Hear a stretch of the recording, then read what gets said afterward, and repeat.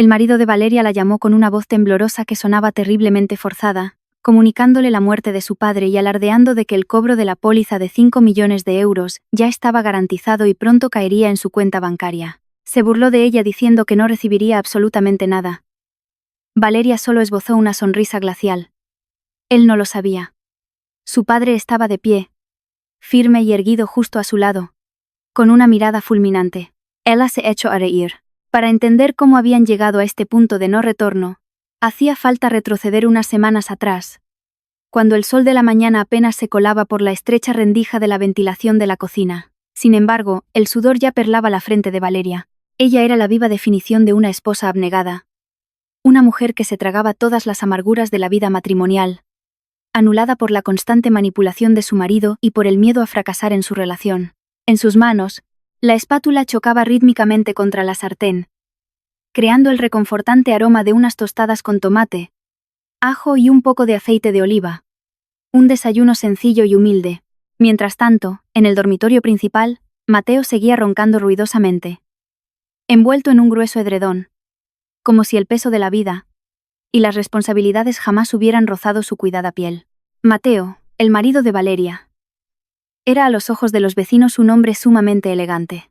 Siempre salía de casa vistiendo ropa de marca, con el cabello perfectamente peinado hacia atrás con fijador brillante y los zapatos impolutos. Sin embargo, nadie sabía que, detrás de esa apariencia de dandy, Mateo no era más que un holgazán desempleado. No había tenido un trabajo estable en los últimos 3 años. Sus días se consumían mirando fijamente la pantalla del móvil. Y no precisamente para buscar ofertas de empleo, sino hundido en la espiral de las apuestas deportivas y los casinos online que le prometían una riqueza instantánea. Pero la realidad es que solo le estaban brindando una ruina lenta y dolorosa. Aquella mañana la tranquilidad de su piso de alquiler no se vio interrumpida por el canto de los pájaros, sino por unos golpes violentos y groseros en la puerta principal. Valeria se sobresaltó, casi dejando caer el plato que estaba colocando sobre la mesa del comedor. Su corazón empezó a latir a 1000 por hora. Conocía perfectamente el sonido de esos golpes. No era una visita de cortesía, y definitivamente no era el cartero. Mateo, sal de ahí, paga lo que debes o te embargamos todo lo que tienes dentro. Se escuchó la voz feroz de un hombre desde el descansillo, haciendo temblar a Valeria. Valeria corrió hacia el dormitorio, zarandeando el cuerpo de su esposo. Mateo. Mateo. Despierta. Hay unos hombres muy furiosos en la puerta. Mateo. ¿Quiénes son? Mateo se despertó de un salto. Tenía los ojos inyectados en sangre por haber pasado toda la madrugada en vela, vigilando una máquina tragaperras virtual en la que había perdido de forma aplastante. Al escuchar los gritos del exterior, su rostro, recién despertado, palideció de golpe. Sabía perfectamente quiénes habían venido. Eran los matones enviados por prestamistas usureros en línea, cobradores violentos cuyos intereses asfixiaban a cualquiera. Mateo había pedido decenas de miles de euros para cubrir sus deudas de juego, y el plazo de pago había vencido hacía semanas. No abras la puerta, entró en pánico Mateo, saltando de la cama y espiando por la rendija de la persiana. Diles que no estoy en casa, diles que estoy en un viaje de negocios fuera de la ciudad. Valeria miró a su esposo con una expresión de profunda desolación. Mateo, ¿hasta cuándo vas a seguir así? Los vecinos ya están saliendo al rellano a mirar. Me muero de vergüenza, Mateo. ¿Es verdad que te has vuelto a endeudar? Basta. No hagas tantas preguntas. Haz lo que te digo. Le gritó Mateo, ocultando su pánico detrás de la ira dirigida a su dulce y sumisa esposa. Valeria contuvo las lágrimas. Caminó hacia la entrada con pasos pesados, enfrentándose a 2 hombres corpulentos que la miraban con fiereza. Con la voz temblorosa y pidiendo disculpas una y otra vez, Valeria logró hacer que se marcharan temporalmente, prometiéndoles que su marido se pondría en contacto con ellos esa misma tarde. Los vecinos murmuraban, lanzando miradas cínicas hacia Valeria, lo que le oprimió el pecho con un abrumador sentimiento de vergüenza. Al mediodía, después de que el ambiente se calmara un poco, Mateo salió de la habitación con el rostro aún tenso. Caminaba de un lado a otro en el estrecho salón, mientras Valeria había ido al mercado para comprar ingredientes baratos, intentando estirar al máximo el poco dinero que les quedaba para la comida. Contado. Frustrado, Mateo comenzó a rebuscar en el armario de la ropa de Valeria. Tenía la absurda esperanza de que su estúpida esposa tuviera algún dinero escondido o alguna joya que él pudiera empeñar a escondidas. Las manos de Mateo revolvieron las pilas de ropa, abriendo bruscamente los pequeños cajones, hasta que una carpeta de plástico azul cayó de entre los vestidos de Valeria. Mateo la recogió frunciendo el ceño. ¿Qué es esto? Títulos de propiedad. Es imposible que Valeria tenga tierras, murmuró Mateo. Abrió la carpeta. Sus ojos se abrieron de par en par al leer el título del documento. Póliza de seguro de vida.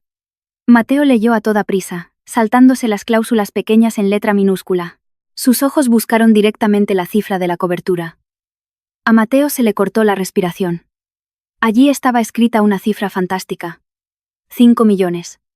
5 millones de euros. Susurró Mateo. Su voz sonaba ronca debido a la euforia que de repente estalló en su pecho. Le temblaban las manos. Ya no por miedo, como esa misma mañana, sino por pura avaricia. Don Arturo, su suegro, era un empresario jubilado de mucho éxito que ahora había decidido llevar una vida sencilla en un pueblo de Asturias. Aunque parecía un anciano rural común y corriente, que solía vestir con ropa de campo y boina, don Arturo poseía un patrimonio extraordinario. Amaba con locura a Valeria, su única hija. Mateo sabía que don Arturo tenía dinero, pero nunca imaginó que el valor de su seguro de vida fuera tan colosal. Y lo que era aún más interesante para Mateo, en la casilla de los beneficiarios, figuraba claramente el nombre de Valeria, como la receptora principal. Si Valeria lo recibía, Mateo, como su marido, se sentía con todo el derecho a apoderarse de ese dinero por completo. El cerebro retorcido de Mateo comenzó a funcionar más rápido que la máquina tragaperras a la que solía jugar. Su deuda de decenas de miles con los prestamistas le parecía ahora calderilla en comparación con los 5 millones. Con tanto dinero, no solo podría liquidar sus deudas, sino comprarse un coche deportivo, una mansión de lujo, y vivir la vida loca para siempre sin necesidad de trabajar. Pero había un problema enorme: ese dinero solo se cobraría si don Arturo fallecía. Mateo se sentó al borde de la cama, mirando fijamente el papel. El rostro de su suegro, anciano pero sano y enérgico, apareció en su mente. Don Arturo casi nunca se ponía enfermo, como mucho un resfriado común en invierno. Esperar a que el anciano muriera de forma natural podría llevar 10 o 20 años más. Mateo no tenía tanto tiempo. Los matones le romperían las piernas la semana que viene si no pagaba. Una sonrisa malévola se dibujó lentamente en los labios de Mateo. La intención asesina surgió de la nada, oscura y espesa, nublando su sentido común. Ya no veía a don Arturo como a un suegro al que debía respeto, sino como a una caja fuerte andante cuya cerradura debía forzar inmediatamente. Lo siento mucho, suegro, murmuró Mateo riendo por lo bajo, mientras guardaba el documento en su sitio exacto para que Valeria no sospechara nada. Parece que no vas a vivir mucho más. Necesito ese dinero ahora mismo. Esa tarde, cuando Valeria volvió cargando bolsas de plástico con verduras, encontró a Mateo sentado en el sofá con una expresión completamente diferente. Ya no había pánico ni enfado. Mateo sonrió dulcemente para recibir a su esposa, una sonrisa falsa que ocultaba un plan despiadado. El yerno parásito había tomado la decisión. Iba a cosechar aquel tesoro con sus propias manos, costase lo que costase. El ambiente en el piso de Valeria y Mateo cambió drásticamente en los días siguientes. El cambio fue tan evidente que hizo que Valeria se sintiera confundida, pero a la vez agradecida. Mateo, que habitualmente era indiferente y solía gritar cuando se le hablaba, se había transformado en un marido sumamente tierno. Empezó a despertarse más temprano, le preparaba el café a Valeria, e incluso le masajeaba los hombros cuando ella estaba exhausta después de coser encargos para las vecinas. Pero el cambio más extraño de todos era la atención desmesurada que Mateo de repente le prestaba a don Arturo. Anteriormente, a Mateo siempre le daba pereza que Valeria le sugiriera visitar el pueblo en Asturias o simplemente llamar a su padre por teléfono. Siempre ponía como excusa que estaba ocupado o que no tenía batería. Pero ahora, casi todas las noches, Mateo le pedía el móvil a Valeria o usaba el suyo propio para llamar a don Arturo. Hola, suegro, ¿qué tal está hoy? ¿Ya se ha tomado las pastillas para el reuma? La voz de Mateo sonaba increíblemente suave y llena de preocupación al teléfono. Valeria, que estaba doblando la ropa en el salón, solo podía sonreír, conmovida al escuchar la conversación. Pensaba que sus oraciones de todos estos años por fin habían sido escuchadas. Creía que su marido había recapacitado y quería mejorar su relación con la familia.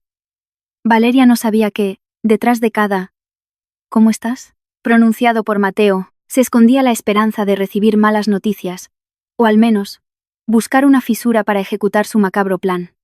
Mateo no solo llamaba, sino que empezó a enviarle paquetes de regalo al pueblo. No eran cosas caras. Desde luego. Solo unos dulces típicos. Una bufanda de lana nueva. O vitaminas baratas que compraba en la farmacia de la esquina. Sin embargo, para don Arturo, que era un hombre sencillo y que añoraba la atención de su yerno, esos pequeños regalos significaban un mundo. Don Arturo se sentía inmensamente feliz, creyendo que Mateo por fin lo quería como a un padre. La semana que viene es nuestro 5º aniversario de bodas, Valeria, dijo Mateo una noche mientras cenaban. Valeria miró a su marido con los ojos brillantes. Sí, Mateo. ¿Te acordabas? Claro que me acuerdo, mintió Mateo con descaro. Y como muestra de agradecimiento por todo, quiero hacer un regalo especial, pero no para ti, sino para tu padre. Quiero que tu padre tenga mucha salud para que pueda ver a nuestros futuros hijos. Valeria dejó la cuchara sobre el plato, profundamente conmovida. ¿Qué quieres decir? Mateo, he inscrito a tu padre para que se haga un chequeo médico completo y exhaustivo en un hospital privado muy importante en Oviedo. Ya sabes que en el pueblo las instalaciones médicas no son muy buenas. Quiero que lo examinen de pies a cabeza. El corazón, el azúcar en sangre, todo. Para que nos quedemos tranquilos, explicó Mateo con un rostro serio y de lo más convincente. Valeria casi se echa a llorar al oírlo. Mateo. Eso debe ser carísimo. ¿De dónde has sacado el dinero? Mateo sonrió con aire tranquilizador, cogiendo las manos de Valeria. He tenido un golpe de suerte. Un amigo me ha pasado un dinero extra. Tú tranquila. Es mi forma de honrar a tu padre.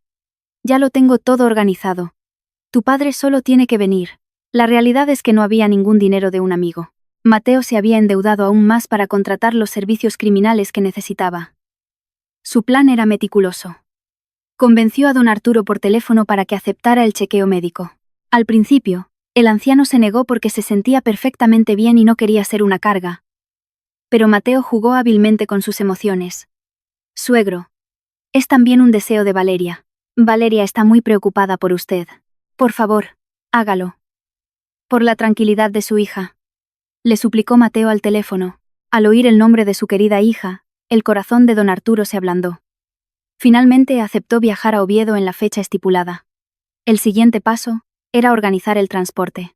Mateo le dijo a Valeria que iba a alquilar un coche con chofer privado para recoger a don Arturo en el pueblo y llevarlo directamente al hospital. ¿Por qué no vamos nosotros mismos a buscarlo, Mateo? ¿O que mi padre venga en el autobús de línea que coge siempre?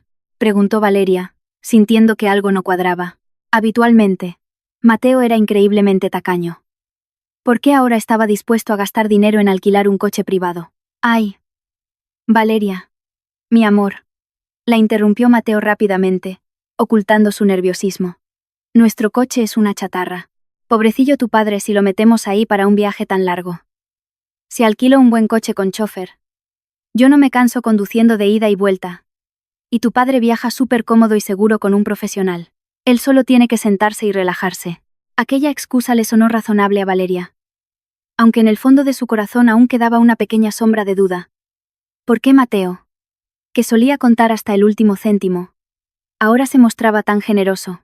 Sin embargo, la inmensa alegría de ver a su esposo siendo tan buen yerno disipó cualquier sospecha. Valeria eligió confiar. En un bar de mala muerte, oscuro y lleno de humo a las afueras de la ciudad, Mateo se reunió con alguien. Era un hombre fornido, con el rostro curtido por cicatrices, en concreto una gran marca en la mejilla, y una mirada salvaje. Definitivamente no era un chofer profesional de una empresa de alquiler respetable, tal y como Mateo le había contado a Valeria. Era Héctor, más conocido como el Chato, un matón a sueldo y exconvicto al que Mateo conocía de los ambientes de las apuestas clandestinas. Esta es su foto, dijo Mateo mientras le pasaba una fotografía de don Arturo sobre la mesa pegajosa. Y esta es la dirección de recogida en el pueblo. Héctor tomó la foto mientras le daba una profunda calada a su cigarro. La ruta es por las carreteras de montaña de los picos de Europa, ¿verdad? Sí, respondió Mateo, bajando la voz para que nadie más los escuchara. Esa carretera de camino a Oviedo está llena de curvas cerradas y tiene barrancos de cientos de metros de caída libre. Asegúrate de que parezca un accidente trágico. Fallo de los frenos, pérdida de control, lo que sea. Mateo tragó saliva. No debe llegar al hospital vivo. Héctor esbozó una sonrisa macabra, mostrando sus dientes amarillentos. Hecho, jefe. Siempre y cuando el pago sea el acordado. La mitad por adelantado y la otra mitad cuando el paquete esté en el otro barrio. Mateo le entregó un sobre grueso lleno de dinero en efectivo. Era una suma de 5.000 euros que había logrado reunir robando los ahorros que Valeria guardaba para las facturas y pidiendo un último microcrédito usurero por internet. Aquí tienes el anticipo. La furgoneta de alquiler que llevas es vieja. Los neumáticos están lisos. Así que la excusa de que fallaron los frenos será muy creíble para la Guardia Civil. El pacto con el diablo quedó sellado. Mateo regresó a casa con una espantosa sensación de alivio, como si el inmenso peso de sus deudas ya hubiera desaparecido por completo. Volvió a actuar como el marido ejemplar delante de Valeria, abrazándola y hablándole de un futuro brillante y prometedor para ambos. Esa noche, Valeria se quedó dormida con una sonrisa en los labios, imaginando que la salud de su padre estaría en las mejores manos. A su lado, Mateo miraba el techo de la habitación con los ojos muy abiertos, visualizando los 5 millones de euros que pronto ingresarían en su cuenta en cuanto este malvado plan se ejecutara al día siguiente. En realidad, las señales de que algo raro pasaba empezaron a notarse. Valeria había sorprendido a Mateo recibiendo llamadas de números desconocidos y susurrando de manera sospechosa encerrado en el baño. A Valeria también le extrañó mucho que Mateo insistiera en que don Arturo viajara completamente solo, sin la compañía de ningún vecino. Para que tu padre descanse a gusto en el coche y no tenga que ir dándole palique a nadie, había sido la justificación de Mateo. Pero el amor y la esperanza de una esposa a menudo actúan como una venda que oculta la intuición. Valeria prefirió estar ciega, sin darse cuenta de que la supuesta bondad de su esposo era un veneno que se estaba administrando gota a gota para asesinar a su propio padre. Aquella mañana, el aire en el pueblo asturiano se sentía fresco como de costumbre. Una fina niebla aún cubría los verdes prados que rodeaban la casa de piedra de don Arturo. El anciano ya estaba elegantemente vestido con su camisa de cuadros favorita y unos pantalones de pinzas de color oscuro. Su rostro resplandecía, irradiando un aura de auténtica felicidad. Estaba sentado en el porche delantero de la casa, bebiendo a sorbos un café caliente. De vez en cuando, miraba su viejo reloj de pulsera. Hoy era el día que tanto había esperado. El día en que se sentía cuidado y amado por su hija y su yerno. Poco después, un viejo pero robusto todoterreno se detuvo en el patio de la casa. El conductor era un hombre de la misma edad que don Arturo, pero su cuerpo aún se veía fuerte y en forma. Era Paco, vecino y a la vez el mejor amigo de don Arturo. En el pasado, Paco había sido el chofer personal y de absoluta confianza de don Arturo cuando éste aún dirigía su empresa en la ciudad. Su relación iba mucho más allá de la de jefe y empleado. Eran como hermanos que se cuidaban mutuamente. Buenos días, Arturo. Qué elegante te has puesto esta mañana. ¿A qué viuda del pueblo vas a pedirle la mano? Bromeó Paco riéndose mientras aparcaba el coche. ¿Qué dices, Paco? Déjate de tonterías. Voy a la ciudad, a Oviedo, a hacerme un chequeo médico de esos caros, respondió don Arturo con mucho orgullo. Mateo y Valeria me lo han organizado por su aniversario de bodas. Vendrá un chofer con un coche de alquiler a buscarme ahora mismo. Paco frunció el ceño. Conocía perfectamente el carácter de Mateo, ese yerno al que siempre consideró un maleducado y un vago. En todo este tiempo Mateo apenas había mostrado interés por nada. Y mucho menos se gastaría su dinero en médicos caros. Mateo, qué cosa más rara. Si normalmente cuando viene por aquí es solo para pedir dinero o llevarse comida, murmuró Paco por lo bajo, aunque lo suficientemente alto para que don Arturo lo escuchara. Calla. Hombre, no seas mal pensado. La gente puede cambiar. A lo mejor ya ha sentado la cabeza. Me ha alquilado un coche especial solo para mí. Para que vaya cómodo, dice él. Le defendió don Arturo. Mientras conversaban, una furgoneta oscura entró en la finca. El vehículo tenía un aspecto lamentable, la carrocería estaba llena de arañazos y el motor sonaba a chatarra al apagarse. La puerta del conductor se abrió, y de ella bajó un hombre con una chaqueta de cuero negra y un rostro que no inspiraba ninguna confianza. Era Héctor, el matón a sueldo de Mateo, disfrazado de chofer. Tenía la cara grasienta, los ojos enrojecidos y un pequeño tatuaje asomaba por el cuello de su camisa. Paco, que tenía décadas de experiencia al volante, y conocía al dedillo todo tipo de vehículos, y a la calaña que uno se encuentra en la carretera, sintió de inmediato un mal presentimiento. Su instinto de alerta se encendió de golpe. Observó la furgoneta detenidamente. Los neumáticos estaban completamente lisos. Incluso había grietas finas en los laterales de las ruedas delanteras. Los cristales tintados eran demasiado oscuros, algo sumamente sospechoso. Y lo que más inquietaba a Paco era la actitud del supuesto chofer, que miraba a todas partes como alguien que vigila un objetivo, y no como un profesional dispuesto a servir a su pasajero. Buenos días, soy el chofer que ha mandado Mateo. Vámonos ya, tengo prisa. Que me espera otro servicio al mediodía, soltó Héctor con tono brusco, sin ningún tipo de cortesía ni una triste sonrisa. Su mano se dirigió rápidamente a agarrar la bolsa de viaje de don Arturo que estaba en la silla del porche. A don Arturo le sorprendió aquella rudeza, pero intentó mantener la sonrisa. Ah, de acuerdo. Un segundo, me despido de mi amigo. Paco se levantó de un salto, bloqueando el paso de Héctor. Sus ojos se clavaron desafiantes en el forastero. Un momento. ¿De qué empresa de alquiler eres tú? ¿Por qué está la furgoneta en este estado? Con esos neumáticos tan gastados, ¿pretendes llevar a un hombre mayor por las carreteras de los picos de Europa? Héctor le lanzó una mirada furiosa. Odiaba que le interrogaran. Oiga, viejo. No me venga con quejas. Este es un asunto entre el señor Arturo, Mateo y yo. El motor del coche está perfecto. Solo es chapa y pintura. Apártese. Paco no se movió un milímetro. Se volvió hacia don Arturo. Arturo. No me quedo tranquilo si te vas con este sujeto. Mírale la cara. Mira la furgoneta. Esto no me da buena espina. Tengo un presentimiento horrible. Don Arturo empezó a dudar. Tampoco se sentía cómodo al ver el rostro agresivo de Héctor. Sin embargo, le daba reparo cancelar lo que Mateo había pagado. Madre mía, ¿qué hacemos, Paco? Mateo se va a enfadar muchísimo si no voy. No se trata de no ir, sino de cambiar de chofer, sentenció Paco, tomando una decisión drástica. Hagamos una cosa. No vayas con este tipo. Iremos en mi todoterreno. En mi cacharro viejo. Yo mismo te llevaré hasta la puerta del hospital. Gratis. Y de paso así aprovecho para comprar abono en la ciudad. Héctor entró en pánico. Su plan se iría al traste si don Arturo no subía al vehículo que él había preparado, o al menos, si perdía el control de la situación. No puede hacer eso. A mí ya me ha pagado el señor Mateo por adelantado. Si usted no se viene conmigo, la bronca me la llevo yo. Don Arturo, que confiaba infinitamente más en su amigo de toda la vida que en un desconocido mal encarado, asintió finalmente. Lo siento mucho, muchacho. Me iré con Paco. Ya le diré yo a Mateo que tu furgoneta no me parecía segura. Así que no te echará la bronca a ti. Puedes irte. Y quédate con el dinero del viaje. El rostro de Héctor enrojeció de rabia contenida, pero no podía obligar físicamente a don Arturo a subir a la furgoneta a plena luz del día, sobre todo con Paco allí, que parecía dispuesto a liarse a golpes. Héctor puso a trabajar su mente a toda velocidad. Tenía que avisar a Mateo. Bueno. De acuerdo, pero primero tengo que llamar a mi jefe para avisarle. Esperen un momento. No se vayan antes de que yo lo confirme, exclamó Héctor con un tono casi amenazante, y se alejó detrás de su furgoneta, fingiendo llamar a la empresa de alquiler. En realidad, llamó a Mateo.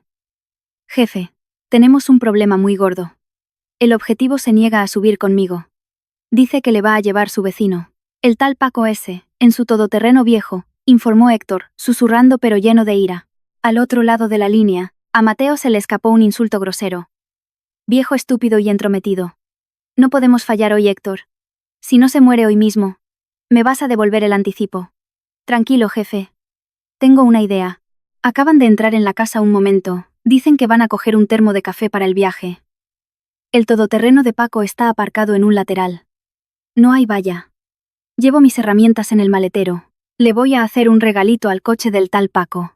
Mateo se quedó en silencio un segundo y luego soltó una carcajada siniestra. Perfecto. Asegúrate de que se queden sin frenos. Que parezca que el coche viejo tuvo una avería mortal. Hazlo ahora. Mientras don Arturo y Paco entraban en la cocina para llenar el termo con café caliente, Héctor se movió a la velocidad del rayo.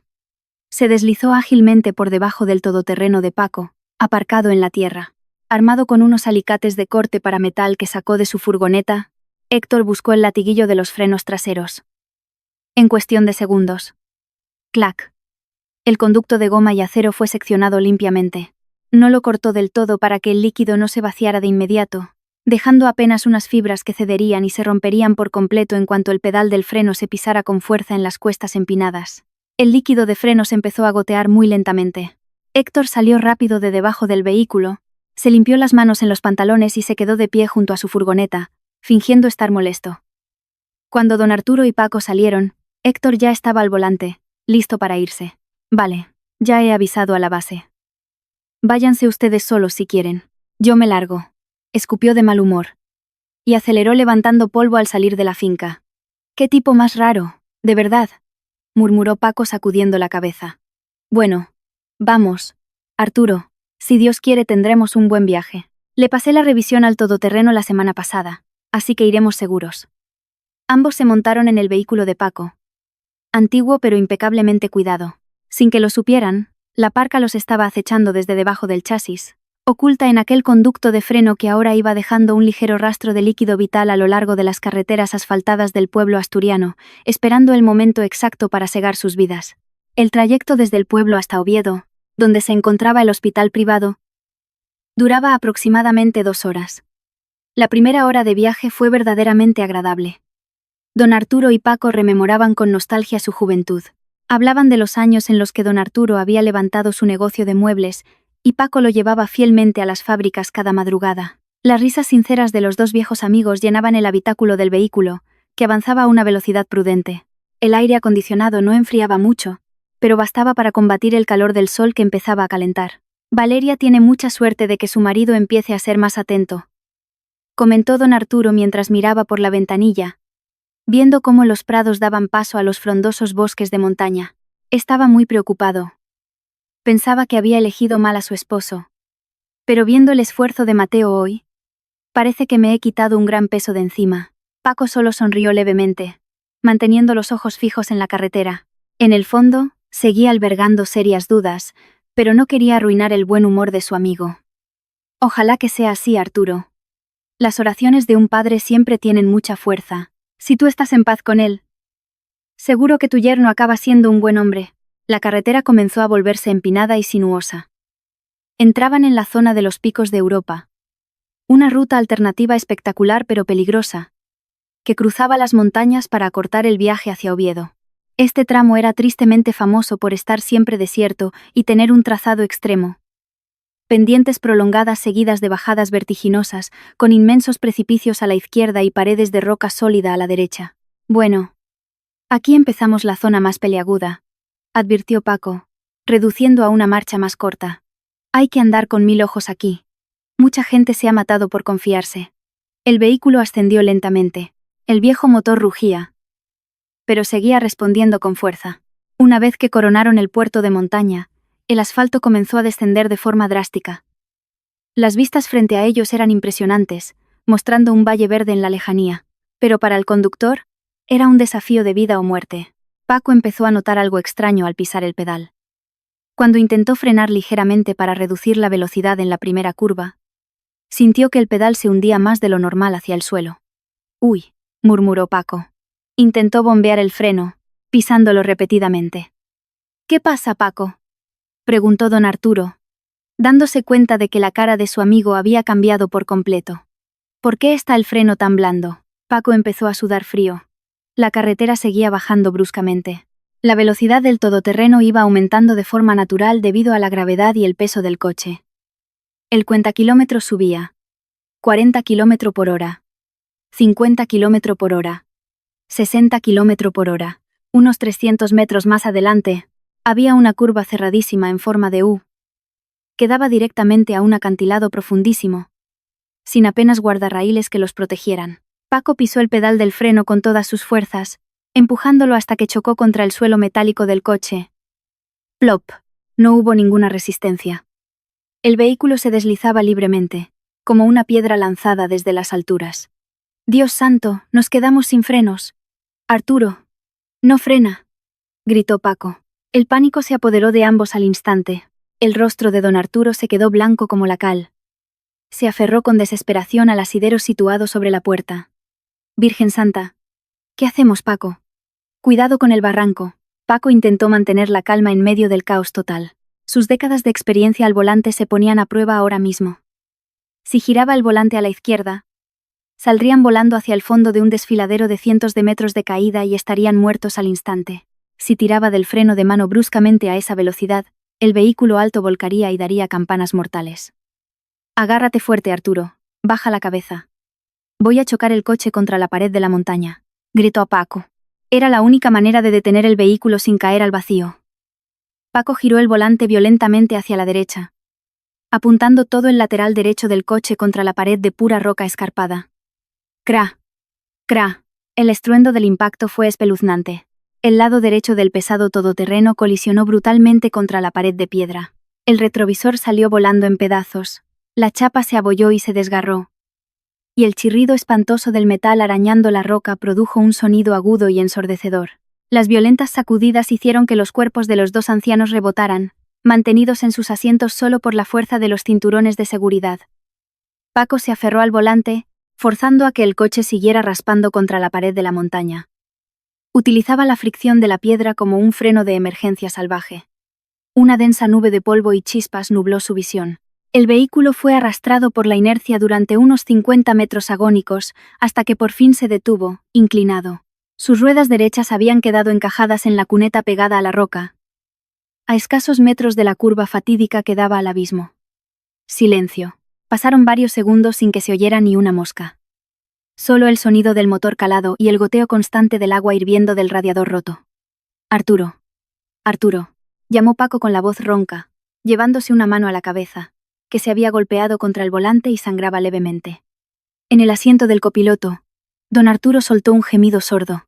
Estaba en estado de shock severo. Le dolía terriblemente el pecho por la presión brutal del cinturón.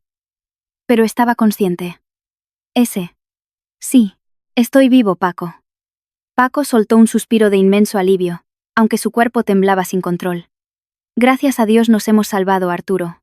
Estamos vivos. Con mucho esfuerzo, lograron salir a duras penas por el lado izquierdo de aquel amasijo de hierros. Paco ayudó a don Arturo a sentarse en el borde de la carretera, alejados del coche por si había alguna fuga de combustible. Después de asegurarse de que don Arturo solo tenía magulladuras y cortes superficiales, Paco se acercó de nuevo al coche. Su curiosidad profesional no le permitía quedarse de brazos cruzados. Sabía que había llevado el coche al taller hacía una semana. Era imposible que los frenos fallaran de manera tan catastrófica y repentina sin un motivo claro. Paco se agachó y asomó la cabeza debajo del eje trasero. Había un charco brillante de líquido de frenos en el asfalto. Tanteó con la mano buscando el latiguillo. Sus ojos se abrieron desmesuradamente cuando sus dedos palparon el extremo del cable colgando. El corte era absolutamente recto, limpio y perfecto. Esto no se había roto por desgaste, presión o vejez.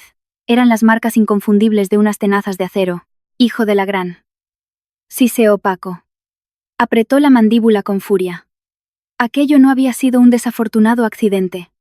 Había sido un intento de asesinato en toda regla. Paco arrancó el trozo de tubo seccionado y se lo llevó a don Arturo, que aún intentaba regular su respiración. Arturo. Mira esto. Alguien cortó la manguera de los frenos. Hay alguien que nos quería ver muertos a toda costa. Antes de que don Arturo pudiera procesar tan terrorífica información, el teléfono móvil en el bolsillo de su camisa empezó a vibrar. Don Arturo lo sacó con las manos aún temblorosas. El nombre de la pantalla decía: Mateo Yerno. Don Arturo cruzó una mirada con Paco. Luego pulsó el botón de responder y activó el altavoz. Diga. La voz de don Arturo sonó débil y cansada. Hola, suegro. Se escuchó la voz de Mateo al otro lado. Su tono simulaba preocupación, pero extrañamente, había un rastro de impaciencia indisimulable. ¿Dónde está, suegro? Se corta la cobertura. ¿Ya ha pasado por el barranco de los Picos de Europa? Don Arturo se quedó petrificado. La sangre le hirvió en las venas. ¿Cómo diablos sabía Mateo su ubicación exacta en este momento? ¿Y por qué preguntaba específicamente por el barranco? ¿No debería haberle preguntado simplemente si ya había llegado al hospital de Oviedo? ¿Por qué me preguntas eso, Mateo? Inquirió don Arturo. Su voz se volvió repentinamente fría. Al otro lado del teléfono, Mateo tartamudeó durante un segundo y soltó una risa forzada y torpe. Ah. Por nada. Por nada. Es que me han dicho que en esa zona de curvas cerca del barranco se suele ir mucho la señal. Solo quería saber si estaba a salvo. Esa última frase fue la confirmación absoluta para don Arturo. El instinto paternal, que hasta ahora había estado cegado por el amor a su hija, de repente se despertó y lo vio todo claro. El trozo de cable cortado en las manos de Paco y la pregunta tan específica de Mateo sobre la localización exacta del accidente eran pruebas irrebatibles. Una lágrima rodó por la mejilla arrugada de don Arturo. No era una lágrima de dolor físico por el choque, sino de un dolor en el alma insoportable. El yerno del que se había sentido orgulloso hoy, el hombre en el que confiaba para proteger a su niña, en realidad había orquestado su muerte. Paco le hizo una señal con la mano para que no revelara que estaban ilesos. Se llevó el dedo índice a los labios en señal de silencio. Don Arturo asintió. Cogió aire lentamente, tragándose los sollozos. No respondió a Mateo, simplemente colgó la llamada de golpe. «Ha sido él. Paco», susurró don Arturo. Su voz vibraba con una mezcla de furia inmensa y una profunda tristeza. Ese malnacido quería que muriera en este precipicio.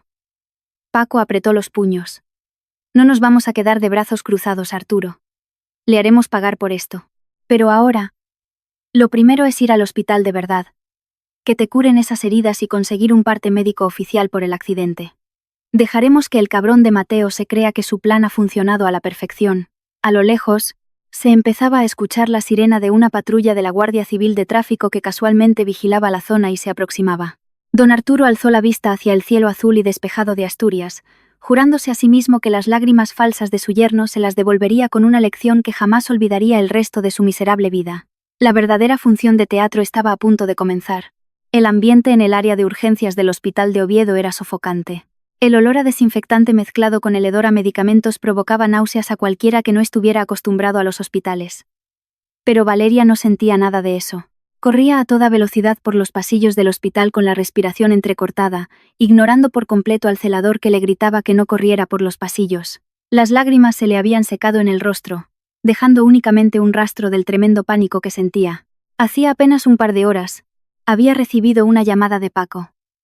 La voz de su vecino sonaba temblorosa pero muy seria, pidiéndole que se presentara inmediatamente en urgencias, porque habían sufrido un incidente en la carretera. A Valeria se le paró el corazón en ese mismo instante. Las peores imaginaciones sobre su padre invadieron su cabeza de golpe. Durante todo el trayecto en el taxi, los labios de Valeria no pararon de rezar Padre Nuestros, rogando por la salvación del único hombre que realmente la amaba de manera incondicional en todo el mundo. Al llegar frente a las cortinas verdes del box número 4, Valeria se frenó en seco. Sus manos temblaban violentamente al apartar la tela divisoria. «Papá», llamó Valeria con un hilo de voz. En aquella estrecha camilla, don Arturo estaba sentado, recostado contra las almohadas. Tenía un aparatoso vendaje rodeándole la frente, y unas cuantas tiritas cubriendo cortes y rasguños en sus antebrazos. Pero estaba consciente. Estaba vivo. Mantenía los ojos abiertos y miró a Valeria con una expresión de profunda ternura que lo apaciguaba todo. «Valeria, hija mía». La voz de don Arturo sonó muy áspera. Valeria se abalanzó sobre él para abrazarlo con todas sus fuerzas. Rompió a llorar a mares en ese instante, derramando todo el terror que había acumulado en su interior durante las últimas horas. «Gracias a Dios. Gracias a Dios. Pensé que te había pasado lo peor. He pasado muchísimo miedo, papá». Don Arturo acarició suavemente la espalda de su hija, permitiendo que Valeria se desahogara llorando todo lo que necesitaba.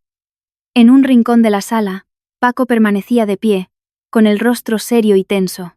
Dejó que aquel momento tan emotivo fluyera durante unos instantes, antes de carraspear discretamente. «Valeria», la llamó Paco con suavidad. Valeria deshizo el abrazo. Se limpió las lágrimas con el dorso de la mano y miró a Paco. «Paco, muchísimas gracias por cuidar de mi padre. ¿Pero qué es lo que ha pasado?» Mateo me dijo que había alquilado un coche excelente, con un chofer que era un profesional. ¿Cómo habéis tenido un accidente?» Paco y don Arturo cruzaron una mirada muy profunda. Cayó un silencio denso y pesadísimo entre ellos. Finalmente, Paco dio un paso hacia adelante y sacó de la bolsa de su chaqueta una bolsita de plástico transparente. Dentro, había un trozo de conducto de goma negra y reforzada cuyo extremo estaba cortado de manera impecable. «Esto no ha sido un simple accidente de tráfico, Valeria», dijo Paco con un tono tan lúgubre, que hizo que a Valeria se le pusiera la piel de gallina. El todoterreno se quedó sin frenos en la bajada más empinada de los picos de Europa. Pero cuando revisé el coche después del choque, vi que el tubo no había reventado por la presión. Lo habían cortado con herramientas. Alguien saboteó el coche a propósito para que nos matáramos. Valeria abrió los ojos desmesuradamente. Se tapó la boca con ambas manos, incapaz de dar crédito a lo que oía. ¿Cortado? ¿Pero quién en su sano juicio sería capaz de hacerle algo así a mi padre? Don Arturo tomó las manos de Valeria y se las apretó con mucha firmeza. Su mirada se transformó, volviéndose dura, cargada de una ira que llevaba horas reprimiendo. Valeria, necesito que seas muy fuerte para escuchar esto. El chofer de alquiler que contrató tu esposo trató de obligarme a subir a su furgoneta, que además llevaba los neumáticos destrozados. Como me negué y elegí viajar en el coche de Paco, él se indignó. Y cuando entramos a la casa a buscar un café, se metió debajo del coche y lo saboteó. Pero... Papá, ¿qué quieres decir? Valeria negó lentamente con la cabeza. Su cerebro se negaba a procesar aquella amarga realidad. Lo que quiero decir, Valeria, es que fue Mateo. Mateo es quien lo planeó absolutamente todo. La voz de don Arturo fue cortante como el hielo. Hace un rato. Él me llamó directamente a mí, preguntándome si ya me había despeñado por el barranco. Conocía la ubicación exacta del peligro. Quería verme muerto. El mundo de Valeria se derrumbó por completo. El marido al que había servido durante años, el hombre que ella pensaba que por fin se había reformado y se había convertido en una buena persona, resultaba ser el cerebro siniestro detrás del intento de asesinato de su propio progenitor. El dolor, la inmensa decepción y la furia se mezclaron en un solo torbellino, provocando que el pecho le doliera físicamente. De súbito, el móvil dentro del bolso de Valeria empezó a sonar con estridencia. Valeria dio un respingo. Rebuscó en el bolso y miró la pantalla. Allí parpadeaba el contacto. Mateo, mi amor. Un nombre que antaño había tecleado con inmensa ilusión y que ahora le revolvía el estómago de puro asco. Valeria miró a su padre, desconcertada. Es Mateo. Me está llamando. Don Arturo respiró hondo y luego hizo un gesto firme con la mano. Descuelga, Valeria. Pero por lo que más quieras, no le digas que estoy a salvo. Ponlo en altavoz. Vamos a escuchar qué es lo que quiere. Con la mano temblando de rabia contenida, Valeria deslizó el botón verde y tocó el icono del altavoz. Sí, Mateo. La voz de Valeria sonó temblorosa. Algo que para Mateo al otro lado sonó como el temblor de un dolor desgarrador. Valeria. Se escuchó a Mateo gritar, acompañado de unos sollozos espantosamente actuados e hiperbólicos. Madre de Dios, que en paz descanse. Valeria. Cariño. Tienes que ser muy fuerte. ¿Vale? Valeria se mordió el labio inferior con tanta fuerza que sintió el sabor de la sangre. Miraba a su padre, que estaba sentado, completamente vivo y lúcido frente a ella. ¿Por qué, Mateo? ¿Qué ha pasado? Acaba de llamarme la Guardia Civil. Mintió Mateo con una facilidad pasmosa. La realidad es que le había llamado Héctor. El matón le había mentido diciéndole que el trabajo estaba hecho. Todo para huir rápidamente y exigirle el resto del dinero. Me dicen que el coche que llevaba a tu padre se ha salido de la carretera en un barranco en Los Picos. Y que el coche explotó. Valeria, tu padre. Tu padre ha fallecido en el acto.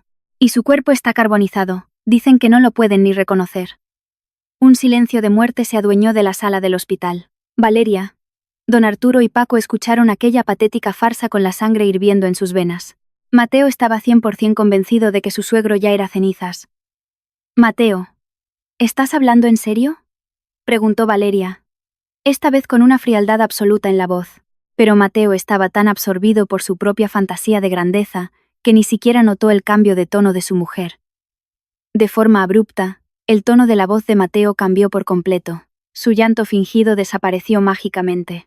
Fue sustituido por una arrogancia y un tono de triunfador asqueroso. Escúchame bien, Valeria. Tampoco te pongas tan dramática. Al fin y al cabo, el viejo ya tenía un pie en la tumba. Ya le tocaba morirse de todas formas, dijo Mateo con la mayor de las frialdades, como si estuviera hablando de un perro atropellado en la carretera. No de un ser humano. Lo verdaderamente importante ahora es que ya he revisado bien su póliza de seguro de vida. El seguro es de 5 millones de euros, Valeria. Y gracias a mis contactos, yo me he encargado de gestionarlo todo. He falsificado tu firma en los documentos y el agente de seguros me va a agilizar el trámite. El dinero se va a ingresar directamente en mi cuenta bancaria. Como tú no entiendes de finanzas, ni te darás cuenta. Valeria apretó los puños con tal intensidad que los nudillos se le pusieron blancos. Sus ojos miraban con odio el dispositivo móvil. Tenía unas ganas incontrolables de gritarle y llamarle monstruo demoníaco. Mateo prosiguió con su verborrea, quitándose por completo la máscara y mostrando su rostro más despreciable. Tú nunca has sabido gestionar nada. Valeria, todos estos años has vivido a mi sombra, sin aportar un solo euro a esta casa. Así que ni te hagas ilusiones de oler un céntimo de esos 5 millones. Este dinero es mío. Mi recompensa por haber aguantado esta mediocridad. Tú te limitas a quedarte al margen y no estorbar. ¿Qué es lo único que sabes hacer? Esas palabras atravesaron el corazón de Valeria como puñales. Y no por el dolor de ser humillada de esa manera, sino por la bofetada de realidad que acababa de recibir, dándose cuenta de lo ciega que había estado durante 5 años. Había estado durmiendo cada noche al lado de un auténtico psicópata. Alzó la vista hacia don Arturo. El anciano ya no parecía afligido. Su rostro era piedra pura. Tenía las mandíbulas tensas, apretadas, y sus ojos despedían el fuego de la ira de un padre que no iba a permitir que nadie pisoteara a su hija de esa manera. Valeria respiró hondo, tratando de estabilizar su desbocado ritmo cardíaco. Buscó refugio y fuerza en la mirada de su padre. Don Arturo asintió suavemente, enviándole la señal de que mantuviera la compostura. Valeria sonrió. Pero no era una sonrisa de alegría, sino una mueca gélida y terrorífica. Era la sonrisa de una mujer a la que se le había agotado hasta la última gota de paciencia, y estaba dispuesta a destruir por completo a su enemigo. En sus adentros, Valeria se dijo: disfruta de tu estúpida victoria durante estos segundos, Mateo, porque te juro que te voy a hacer arrepentirte del mismísimo día en que naciste. Valeria no respondió a los insultos de Mateo con gritos desesperados. Simplemente guardó silencio. Permitió que ese vacío auditivo le hiciera creer a Mateo que él dominaba la situación por completo. En esa diminuta sala de hospital, los 3 testigos vivos, la víctima, la hija y el héroe, estaban trazando silenciosamente un plan de venganza sin necesidad de intercambiar una sola palabra. Al otro lado de la línea, Mateo ignoraba por completo que el cadáver carbonizado del que se jactaba estaba erguido frente a su hija, preparándose para ir a buscarlo, no como un fantasma en la noche, sino como el verdugo implacable de su mundo real. Mateo seguía esperando una respuesta en su teléfono, impacientándose. «Hola, Valeria. ¿Me estás escuchando o qué? No te quedes ahí pasmada como una boba. Supongo que dentro de poco empezará a venir gente del vecindario para el velatorio y el pésame. Solo para hacer el paripé. No me pongas en evidencia y compórtate». Valeria agarraba su móvil con ambas manos, con tanta rabia que parecía querer hacerlo añicos. Su indignación había alcanzado el límite. Abrió la boca para escupirle todos los malditos insultos que se le ocurrían. «Serás malnacido. Mi padre todavía está». Pero antes de poder terminar la frase, una mano áspera pero reconfortante tapó suavemente su boca. Era la mano de don Arturo. El anciano negó lentamente con la cabeza. Su mirada era severa pero calculadoramente estratégica. Se acercó a Valeria y le susurró al oído con una voz apenas perceptible: «No, hija. Ahora no. Deja que se sienta como el rey del mundo. Deja que vuele todo lo alto que quiera, para que la caída contra el suelo sea mortal. Le pillaremos infraganti cuando se sienta más intocable». Valeria se quedó paralizada un segundo, comprendiendo al instante la sabiduría que ocultaba la mirada de su padre. Tenía toda la razón. Si revelaba la verdad ahora por teléfono, Mateo entraría en pánico y podría intentar fugarse. Seguramente negaría los hechos y escaparía llevándose el dinero o documentos vitales. Necesitaban pruebas contundentes. Necesitaban acorralarlo para que la ley cayera sobre él. Valeria asintió con la cabeza, aceptando el plan.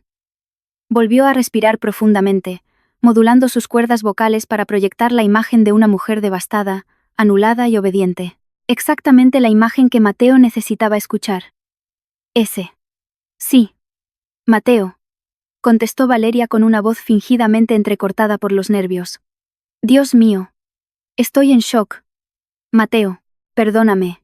No sé ni qué hacer». Mateo soltó un bufido de desprecio al otro lado. «Venga ya, guárdate esas lagrimitas.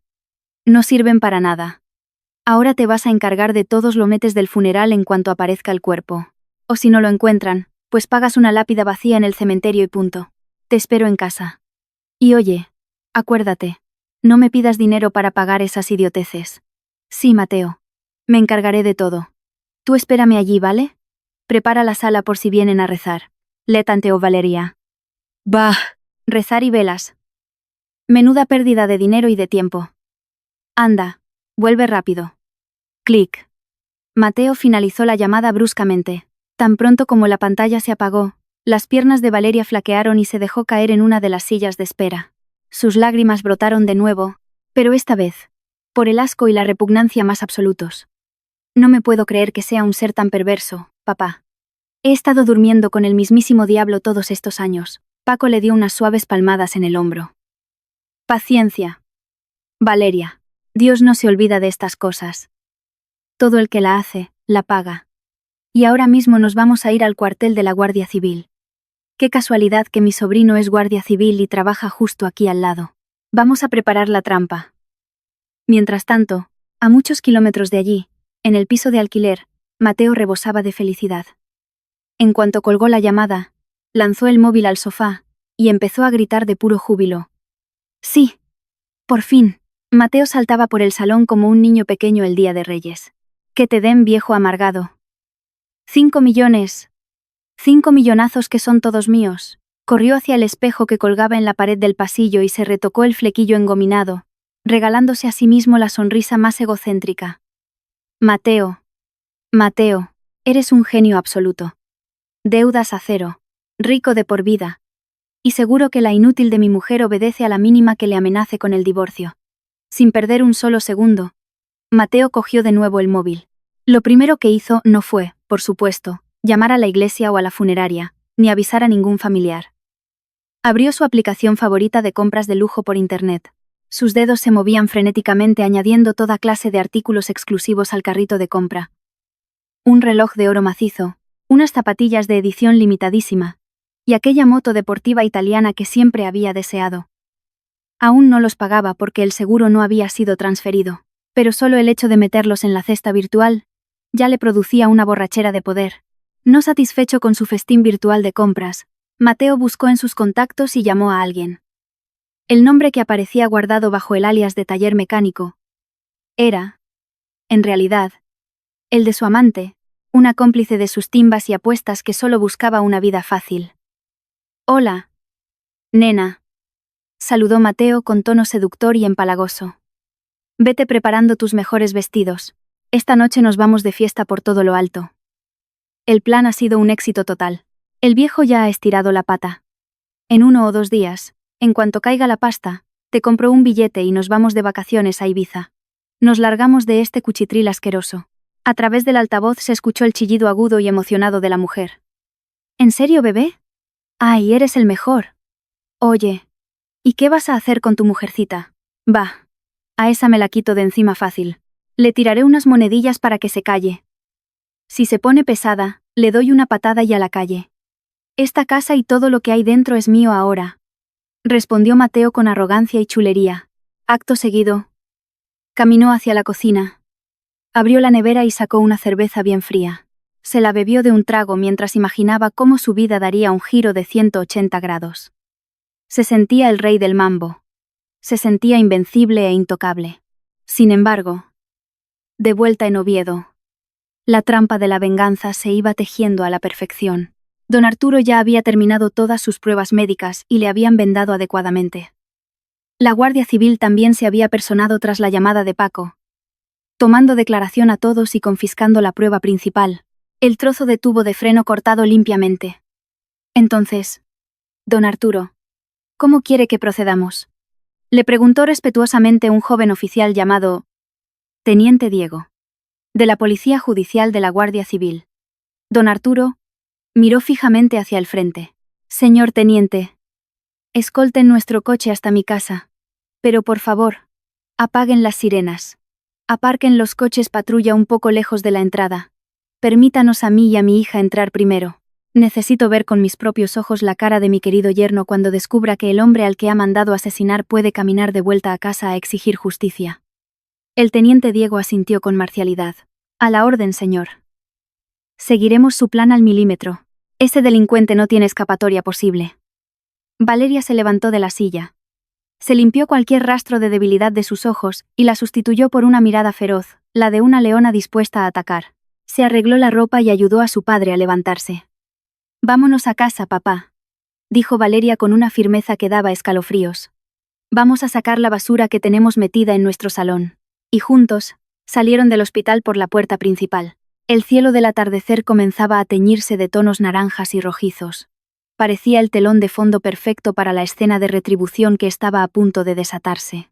Mientras tanto, en el piso, Mateo seguía partiéndose de risa mientras pedía comida carísima a través de una aplicación de reparto. Ajeno por completo a que un huracán de fuerza 5 se estaba acercando inexorablemente hacia la puerta de su casa. El banquete prematuro que estaba celebrando pronto se convertiría en la peor de sus pesadillas. Ya había anochecido en el exterior, pero en la casa alquilada de Mateo y Valeria, todas las luces estaban encendidas a plena potencia. Mateo estaba tumbado a sus anchas en el sofá de piel sintética cuarteada. Había subido su pierna derecha sobre la mesa del centro, justo al lado de un montón de cáscaras de pipas y latas vacías de cerveza esparcidas. No había rezos por el alma del difunto. No se había encendido ni una sola vela. No se estaban limpiando los muebles para recibir a los vecinos. Lo único que sonaba en la sala era la música tecno machacona que salía de su teléfono móvil. Mateo movía la cabeza al ritmo del bajo, disfrutando de su euforia narcótica. Para él, la espantosa muerte de don Arturo no era en absoluto una tragedia, sino la llave de oro que le abría las puertas a su ansiada libertad. Libertad de su vida de muerto de hambre. Libertad del constante acoso telefónico de los prestamistas mafiosos cada mañana. Y libertad de ser visto como el yerno fracasado por todos sus conocidos. 5 millones. Murmuraba Mateo como si recitara una letanía sagrada. Levantaba la mano al aire. Al merbo, flexionando los dedos como si estuviera amasando montones de billetes de 500 euros. ¡Ay! Si es que los viejos son tontos perdidos. Trabajan como mulas toda su vida, ahorrando cada céntimo, cuidándose, para luego morirse de la forma más estúpida en un precipicio solo para forrarme a mí. Mateo agarró su teléfono de nuevo. Mateo. No llamó a los tíos ni a los primos de Valeria para avisarles de que había ocurrido una desgracia familiar.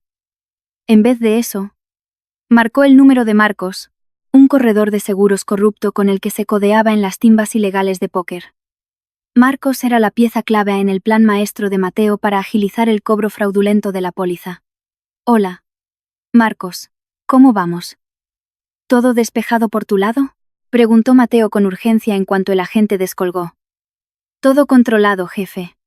Ya he redactado la documentación inicial. Sonó la voz de Marcos desde el otro lado, ronca por el humo de sus puros. Pero escúchame bien, ¿estás 100% seguro de que no van a identificar el cadáver?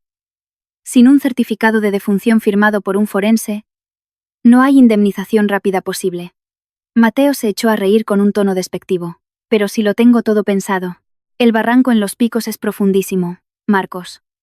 Sé que en España declarar un fallecimiento sin cuerpo lleva meses, pero por eso te pago a ti. Si el todoterreno ha explotado allá abajo, lo único que quedan son cenizas.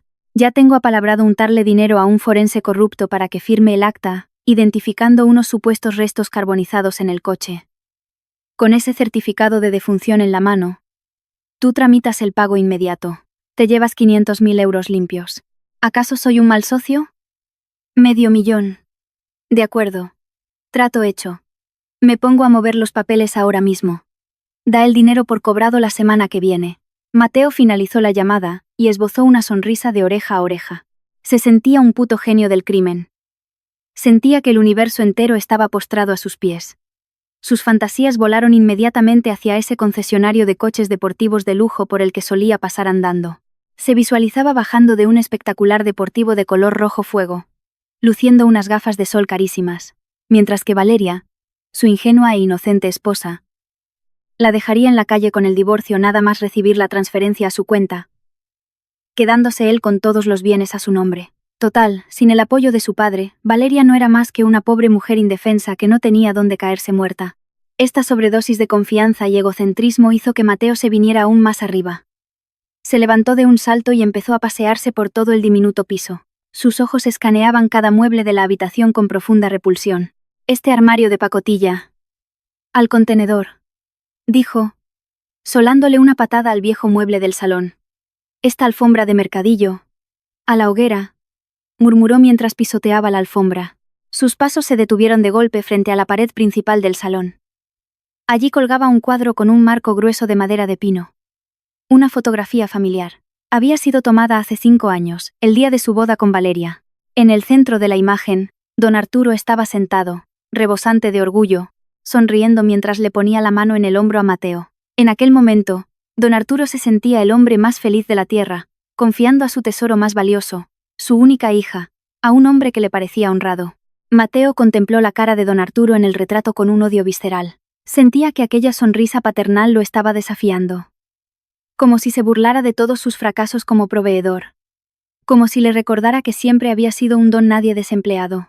¿De qué te ríes ahora, viejo inútil? Siseó Mateo. ¿Te creías muy superior con todas tus lecciones de moralidad?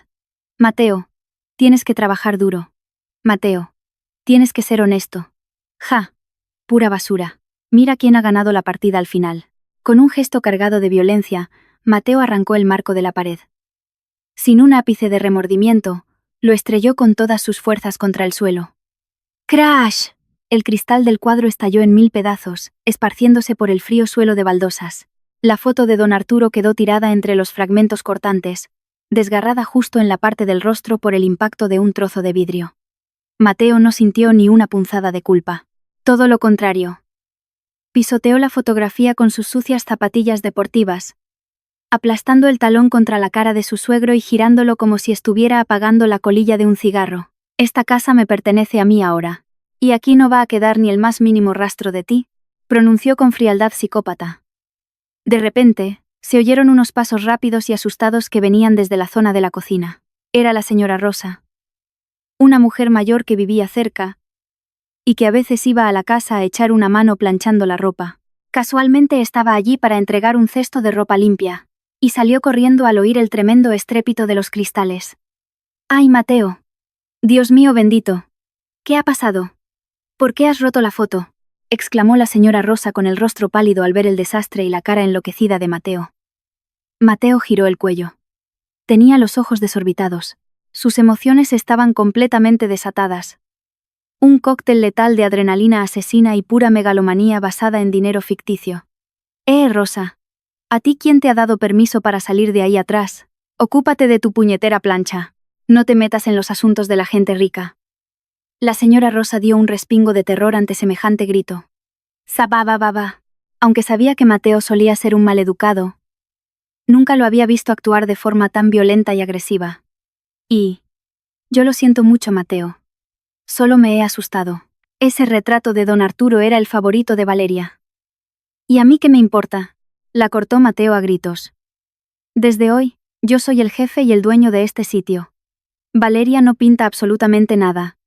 Y si quieres seguir sacándote unos euros aquí, te callas la boca y haces lo que yo diga. O mejor, lárgate ahora mismo. Tengo dinero para contratar a una asistenta que sea mucho más joven y rápida que tú. Vete a la calle. La pobre señora Rosa, aterrada por la furia del hombre, recogió a trompicones sus útiles de trabajo y huyó a toda prisa por la puerta trasera. Ni siquiera se atrevió a cruzar una mirada con Mateo, que parecía estar poseído por un demonio. Mateo resopló de satisfacción. Sentía que tenía el poder absoluto en sus manos. Acababa de echar de su casa a una persona, de destruir cosas a su antojo, y no había pasado absolutamente nada. No había consecuencias. Se creía intocable por la justicia de los hombres y por el karma. En el exterior de la casa, la noche ya había cerrado por completo. Un viento fuerte sacudía las ramas de los árboles, arrastrando un frío que calaba hasta los huesos. Sin embargo, Mateo no era consciente de nada. Se volvió a repanchingar en el sofá y reabrió la aplicación de comida a domicilio.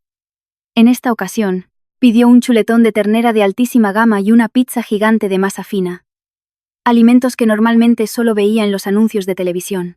Voy a darme un buen festín antes de fingir que lloro a moco tendido delante de Valeria, pensó mientras soltaba una risotada malévola. Al mismo tiempo, a unos pocos kilómetros de allí, un pequeño convoy avanzaba silenciosamente rasgando la negrura de la noche.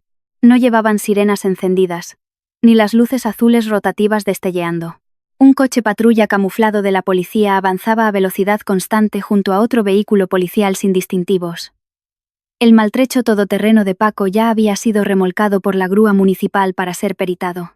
En el interior del coche de policía principal, Valeria iba sentada en los asientos traseros.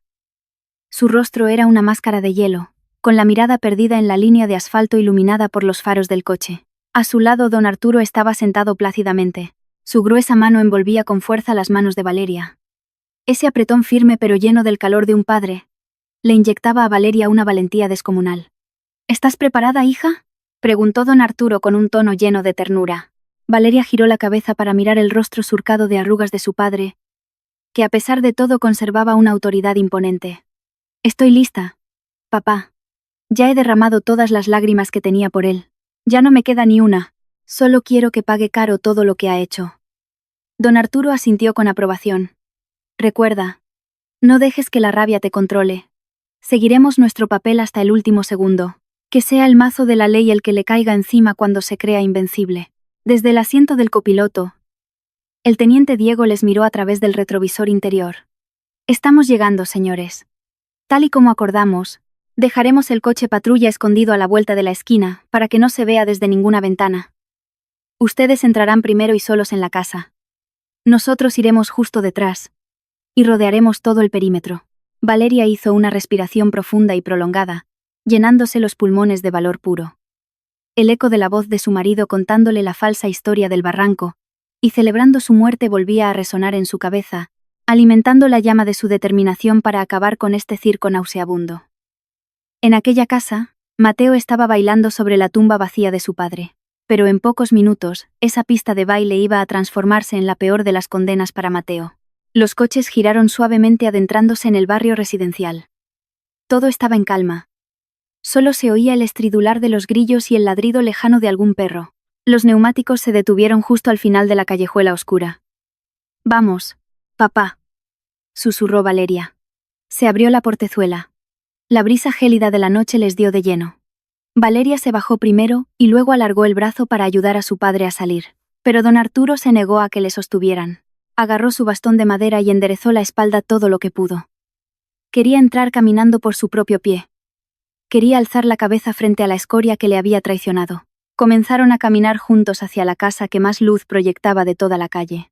Con cada paso que daban sobre el asfalto, un segundo se descontaba del reloj vital de la libertad de Mateo. En el interior, Mateo acababa de engullir el último bocado de su pizza tamaño familiar, cuando escuchó el inconfundible motor de una moto deteniéndose frente al edificio. O al menos eso creyó él, pensando que sería el repartidor con su chuletón.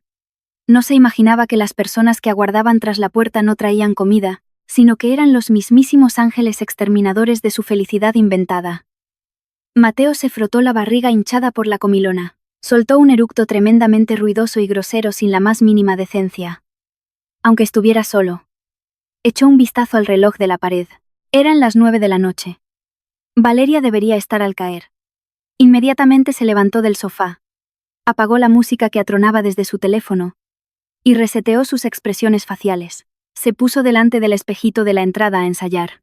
«Valeria». «Ay, suegro», balbuceó imitando un tono destrozado y sollozante. Intentaba exprimir alguna lágrima de cocodrilo. E incluso se mojó un poco las comisuras de los ojos con saliva, para que parecieran humedecidos por el llanto. «Vale. Perfecto.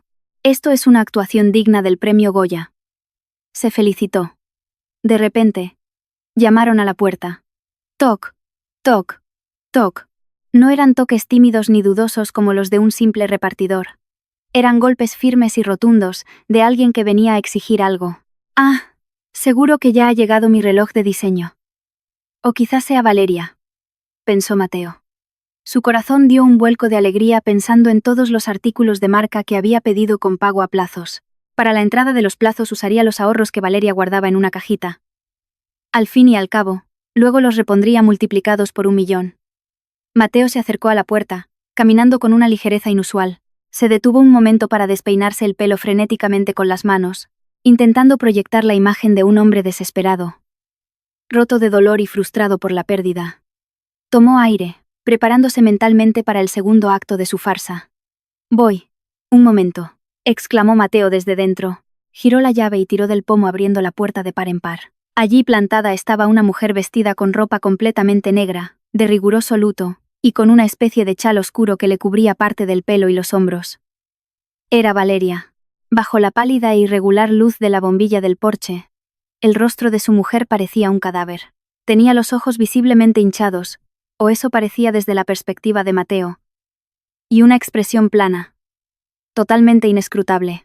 Mateo activó el interruptor de su actuación teatral de inmediato. Su cuerpo, que hasta hace un segundo rebosaba energía y arrogancia, se encorvó de golpe, dejando caer los hombros como si llevara el peso del mundo.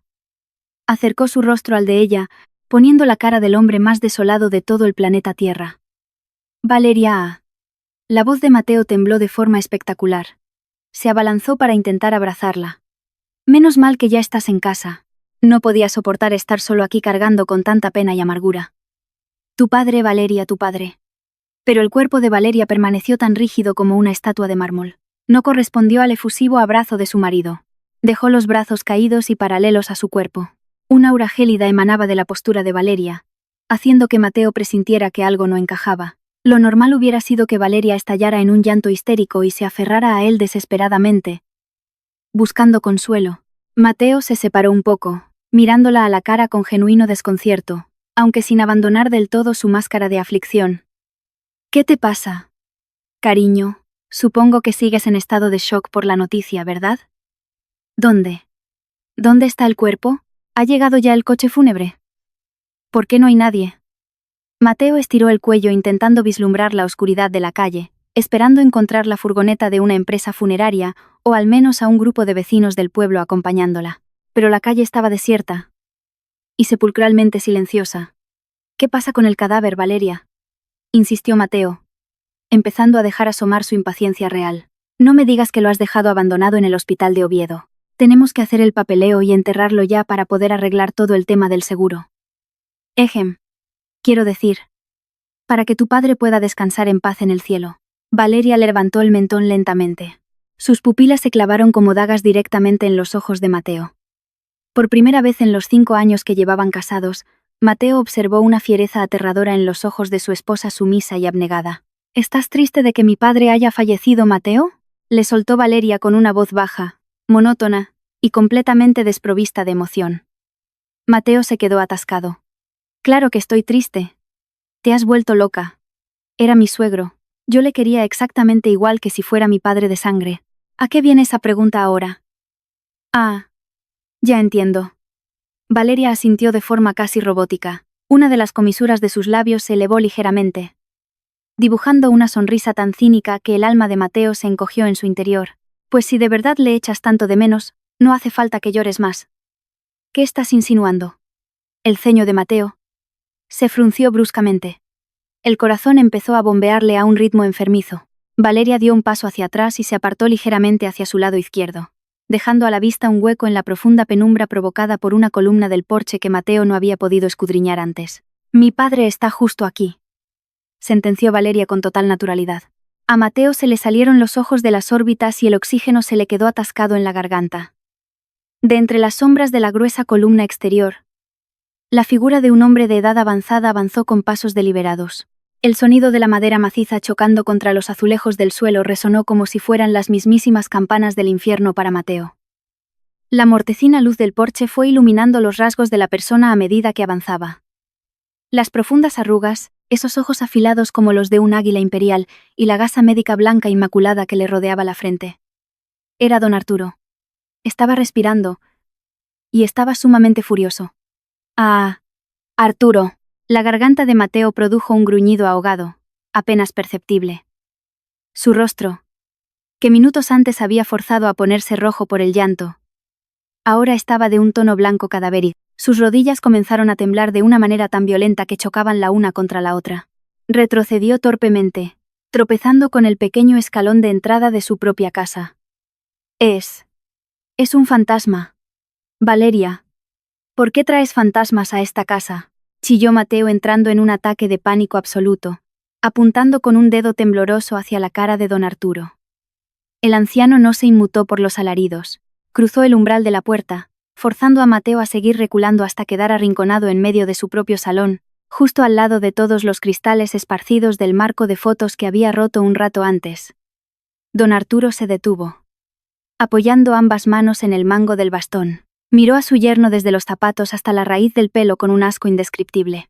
¿Por qué te alejas de mí, Mateo? ¿No decías que me echabas de menos? ¿No estabas llorando porque me había muerto?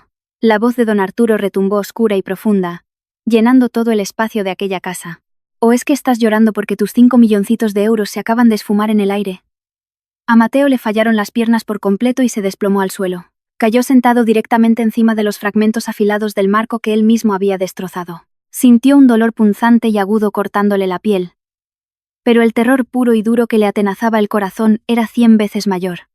Su cerebro intentaba descifrar la locura que estaba presenciando. Héctor el sicario le había asegurado que el coche se había caído por el acantilado. Héctor había jurado por su vida que estaba muerto y frito. ¿Por qué este hombre estaba aquí de pie delante de él? Por favor, Arturo. Esto es todo un inmenso malentendido. Tartamudeó Mateo. Un sudor helado le empapaba cada centímetro de la piel. Me llamaron para darme una noticia falsa. Fui víctima de una estafa telefónica o de una broma pesada. Se lo juro por mi madre, estoy rebosante de alegría de que usted esté vivo. Alabado sea Dios. Mateo arrastró su cuerpo por el suelo intentando agarrarse a las perneras del pantalón de don Arturo, pretendiendo arrodillarse para pedir perdón en un último y desesperado acto de manipulación. Ni se te ocurra ponerle una mano encima a mi padre, gritó Valeria con una potencia ensordecedora. Valeria se adelantó y se interpuso entre su marido en el suelo y su padre, actuando como un escudo protector. Ahórrate el teatro barato, Mateo. Lo sabemos absolutamente todo. Mencionaste lo del barranco, ¿verdad? Y preguntaste por ese punto exacto durante la llamada. ¿De qué demonios sabrías tú que el accidente ocurrió justo en ese tramo de montaña si no fueses el cabrón que lo orquestó? Mateo se quedó en blanco. Su mandíbula colgaba inerte, boqueando en busca de aire. Ya que maté. No había ninguna forma lógica de salir de esa acusación. Y por si tienes pensado seguir con tus mentiras, una nueva voz resonó con fuerza desde el pasillo exterior. Paco apareció en el umbral de la puerta, portando en su mano la bolsita forense con la sección del cable de los frenos. Justo detrás de él, la figura imponente del teniente Diego y de otros 2 agentes de la policía fuertemente armados y con semblante de piedra, irrumpieron en el salón. Ya llevaban las esposas desenfundadas. Aquí está la prueba material, sentenció Paco, arrojando la bolsita de pruebas policiales para que cayera justo a los pies de Mateo. El latiguillo de mi coche, seccionado con unos alicates. Tu perrito faldero, el tal Héctor el Chato, ya está en los calabozos. Por suerte. Mi instinto de chofer me hizo memorizar la matrícula de su asquerosa furgoneta esta mañana. Le echamos el guante hace media hora cuando intentaba salir de Asturias. Y adivina qué, ha cantado una ópera entera sobre quién le había pagado y por qué. El mundo paralelo de Mateo colapsó, implosionando sobre sí mismo. Aquel salón que apenas unos minutos antes le parecía el vestíbulo de un palacio, se contrajo hasta tener las dimensiones de una celda de prisión. Miró a su alrededor de forma frenética. La comida prohibitiva de la aplicación a domicilio aún estaba echando humo sobre la mesa del centro. Su móvil estaba apagado, y frente a él se alzaba un pelotón de fusilamiento dispuesto a hacerle pagar por sus pecados. El teniente Diego avanzó un par de pasos y sacó las esposas metálicas, que brillaron bajo la luz de la lámpara. Mateo. Queda usted detenido por los cargos de tentativa de homicidio premeditado con alevosía y por un presunto delito continuado de fraude a entidades aseguradoras. Tiene usted derecho a guardar silencio. Pero, sinceramente, le aconsejo que no gaste saliva y reserve toda su energía para llorar en el calabozo esta noche. Mateo no opuso resistencia alguna cuando 2 agentes lo agarraron bruscamente por las axilas, lo levantaron a pulso y le retorcieron los brazos a la espalda. Clic-clac. El sonido metálico y gélido del acero encadenando sus muñecas fue el sonido más horroroso que había escuchado en sus 30 y pico años de vida. Valeria. Valeria. Por el amor de Dios. Ayúdame. Mateo forcejeaba, lanzándole a su mujer una mirada suplicante y lastimera que, esta vez sí, reflejaba un miedo atroz y auténtico. Soy tu marido, Valeria. ¿Cómo vas a tener tan poco corazón de ver al hombre que amas encerrado entre rejas? Cometí un error, lo juro. Te prometo que voy a cambiar para siempre. Valeria observó cómo los policías empezaban a arrastrar a su esposo. Ya no quedaba ni el más microscópico resto de amor en sus ojos. Lo único que habitaba en ellos era la liberación. Introdujo la mano en su propio bolso y extrajo un sobre grande de color manila que llevaba preparado. Contenía el membrete de la implacable abogada penalista y de familia que su padre acababa de contratar esa misma tarde. Valeria le estampó el sobre contra el pecho a Mateo con desprecio. Esta es la copia de la demanda de divorcio contencioso que mi abogada presentará en el juzgado a primera hora de la mañana, sentenció Valeria con voz gélida. El alquiler de esta casa se ha pagado con el dinero que me daba mi padre. Los muebles y todo lo que hay dentro. Lo que ha pagado con el dinero, se ha pagado con los ahorros de mi padre. Incluso la asignación mensual que él me enviaba para la comida te la gastabas a mis espaldas en tus estúpidas apuestas, obligándome a vivir en la miseria. Lo único verdaderamente tuyo que hay en este sitio son tus miserias y tus delitos. Llévate tus lagrimitas de cocodrilo muy lejos de mí, Mateo. Me das asco.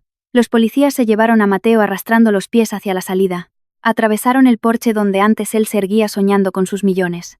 Cruzaron por delante de todos los vecinos del portal y de las casas colindantes, que se habían arremolinado morbosamente en la acera al ver las luces rotativas de la policía que por fin se habían encendido. Los chillidos de Mateo rogando clemencia se fueron difuminando lentamente en la espesura de la noche. Valeria y don Arturo se quedaron solos en un salón que, de repente, se había sumido en una profunda y reparadora paz. Don Arturo miró a su pequeña y abrió los brazos de par en par. Valeria corrió a refugiarse en ellos. En esta ocasión, Valeria lloraba lágrimas de pura catarsis y alivio. La vivienda estaba patas arriba por los berrinches de Mateo, pero esa misma noche, el aire que respiraban dentro de aquellas 4 paredes olía a limpio, a fresco, de una manera que nunca antes habían sentido. La mala hierba había sido arrancada de raíz. Aquella madrugada, el sonido de las sirenas del coche patrulla, que finalmente se conectaron al salir a la avenida principal, fue la nana más espeluznante que Mateo podría haber escuchado en su vida. Iba sentado, hundido en el asiento trasero plastificado del coche policial, emparedado entre los cuerpos musculosos de 2 agentes de la Benemérita que no cruzaron con él ni media palabra. Sentía los hombros agarrotados, y el roce metálico de las esposas le cortaba la circulación de las muñecas. Pero esa molestia física era irrelevante en comparación con el auténtico caos mental que bullía en su cabeza. Las miradas despectivas de los vecinos que se asomaban por las persianas, los murmullos crueles de las mujeres a las que habitualmente solía saludar con aires de superioridad, y la expresión marmórea de Valeria, rígida en el porche de la casa. Todo daba vueltas en su cabeza como un disco rayado reproduciendo en bucle la película de su caída en desgracia. Mientras el vehículo aceleraba cortando la negrura de la autopista camino al cuartel provincial, Mateo todavía intentaba exprimir su cerebro para fabricar una buena coartada. Su mente enferma y manipuladora intentaba buscar cualquier resquicio en el sistema. Pensó que le echaría todas las culpas a Héctor. Diría a los investigadores que el sicario actuó por iniciativa propia, que él mismo estaba siendo chantajeado, o incluso que simularía sufrir un brote de esquizofrenia. Pero cada vez que en su cabeza resonaba la grabación del momento en que él preguntaba sobre el barranco, y se le aparecía la imagen de Paco sosteniendo la manguera cortada de los frenos, todo su castillo de naipes se derrumbaba. Las evidencias eran incontestables. Su crimen era demasiado grotesco y burdo como para poder taparlo con un manto de mentiras nuevas, ajenos al tormento del criminal. En la casa alquilada que de pronto parecía tener el doble de metros cuadrados por la ausencia del parásito, Valeria estaba barriendo meticulosamente los añicos del marco de fotos que Mateo había despedazado. El rasgueo de las cerdas de la escoba contra el pavimento producía un sonido rítmico que ayudaba a calmar las pulsaciones de Valeria, que aún estaba un poco acelerada por la confrontación. Don Arturo, por su parte, se había sentado en aquel mismo sofá sintético desde el cual Mateo había celebrado su victoria fantasma. Sin embargo, la energía que desprendía el anciano ahora era diametralmente opuesta. No había egolatría ni codicia, tan solo la placidez infinita de un progenitor que ha logrado escudar a su vástago del peor de los peligros. Valeria amontonó los pedazos de cristal y de madera en el recogedor, y procedió a volcarlos todos en el cubo de la basura. Aquel simple gesto de limpieza representaba para ella algo profundamente metafórico. No solo estaba tirando restos físicos, sino que estaba desechando y enterrando todos los recuerdos venenosos de ese individuo que había dormido en su misma cama durante todo un lustro, incubando el deseo de asesinar al hombre que le dio la vida. Ya está bien por hoy, hija mía. Tienes que descansar. Mañana a primera hora todavía nos tocará ir a las dependencias policiales a prestar declaración y formalizar las cosas, pronunció don Arturo con voz aterciopelada. Observaba a su hija. Su rostro mostraba signos de agotamiento, pero sus pupilas refulgían con una fiereza indomable. Valeria movió la cabeza negativamente, depositando la escoba apoyada en la esquina del comedor. Todavía no tengo sueño, papá. Todo lo contrario. Me siento más despierta que nunca. Es como si acabase de despertar de una pesadilla que ha durado 5 años. Quiero empaquetar y limpiar todas las pertenencias de Mateo ahora mismo. No quiero que sus cosas sigan contaminando este espacio cuando salga el sol mañana. Así. Valeria empleó las horas de la madrugada en embutir absolutamente todas las prendas de Mateo dentro de un montón de cajas de cartón viejas que encontró por ahí. Las camisas pijas y carísimas que se había agenciado a base de créditos usureros. Los vaqueros entallados de los que siempre presumía. Hasta su ridícula colección de zapatos de marca que limpiaba y abrillantaba con más esmero y dedicación del que jamás había puesto en cuidar o hacer feliz a su propia esposa. Todo fue arrojado al fondo de los cartones sin contemplaciones, arrugado y apelotonado. Mientras ejecutaba aquella tarea de limpieza radical, no derramó ni una sola gota de tristeza. Lo único que le invadía era la repugnancia. Cada puñado de ropa que agarraba era un recordatorio sangrante de la ceguera emocional que había padecido en los últimos tiempos. Le recordaba cuántas innumerables ocasiones había bajado la cabeza y sacrificado su felicidad simplemente por alimentar el ego infinito de aquel ser. Una vez llenas, apiló todas las cajas en la entrada exterior de la casa. Estaban preparadas para ser llevadas a cualquier lado, a un punto limpio, al basurero municipal o para ser donadas a la beneficencia si es que alguien realmente necesitaba esos harapos de diseño. A la mañana siguiente, en una de las salas de interrogatorio del cuartel, caracterizada por sus paredes grises, tristes y opresivas, Mateo se encontraba sentado frente a frente con el teniente Diego. El aspecto de Mateo era deplorable. Tenía las ojeras marcadas, los párpados hinchados por no haber pegado ojo en toda la noche tras soportar el frío y el olor nauseabundo de los calabozos provisionales. En un rincón de esa misma sala, el matón Héctor el Chato estaba sentado y esposado a una silla, fulminando a Mateo con una mirada cargada de venganza homicida. Resultó ser que Héctor se sentía profundamente traicionado por Mateo, ya que éste no le había transferido el saldo de su recompensa de inmediato, motivo que hizo que el sicario cantara como un jilguero arrepentido en el momento en que las autoridades le pusieron las esposas en un control de carretera. Mateo. La voz del teniente Diego irrumpió en la sala como un látigo, empleando un tono calmado pero sumamente amenazador. El señor Héctor ya ha suscrito su confesión firmada. Ha admitido que usted le dio órdenes expresas de sabotear los conductos de freno del vehículo de don Paco, dado que su suegro optó por no subirse a la furgoneta siniestrada que ustedes habían preparado. Además, detalla que usted le ofreció la suma de 10.000 euros si conseguían despeñar a su suegro. A estas alturas de la película, ¿aún planea seguir defendiendo su inocencia? A Mateo se le atascó la saliva en la faringe. Sentía la lengua reseca, como si tuviera papel de lija en la boca. Desvió la vista hacia Héctor, que en ese momento le devolvió una sonrisa de malicia infinita. Todo eso es una burda difamación. Teniente, yo jamás he instigado un asesinato de sangre fría. Única y exclusivamente le encargué que le diera un pequeño susto para que mi suegro fuera un poco más dócil conmigo. Mintió Mateo. ¿Un pequeño susto cortando por completo los frenos de un vehículo en la ruta más peligrosa de los picos de Europa? Le interrumpió tajantemente el teniente Diego, arrojando una carpeta con fotografías periciales encima de la mesa de aluminio. Las imágenes a todo color exhibían sin censura el estado catastrófico del todoterreno tras el violento impacto contra la pared rocosa, así como el charco de líquido derramado. Eso no es dar una lección a nadie. Mateo, eso es apretar el gatillo en una ejecución. Por otro lado, hemos procedido al volcado de sus dispositivos móviles. Hemos recuperado registros de llamadas con un corredor de seguros bajo el nombre de Marcos, sobre la manipulación de certificados de defunción, y un historial inmenso de búsquedas en Internet, en el que tecleaba cómo cobrar un seguro millonario sin que aparezca el cuerpo. El rastro digital nunca miente. Amigo. Mateo se quedó petrificado, sin articular palabra. Su escudo argumental se había desintegrado. Se percató al momento de que Marcos, su as en la manga en la aseguradora, con total seguridad había sido arrestado en las últimas horas o estaba a punto de serlo.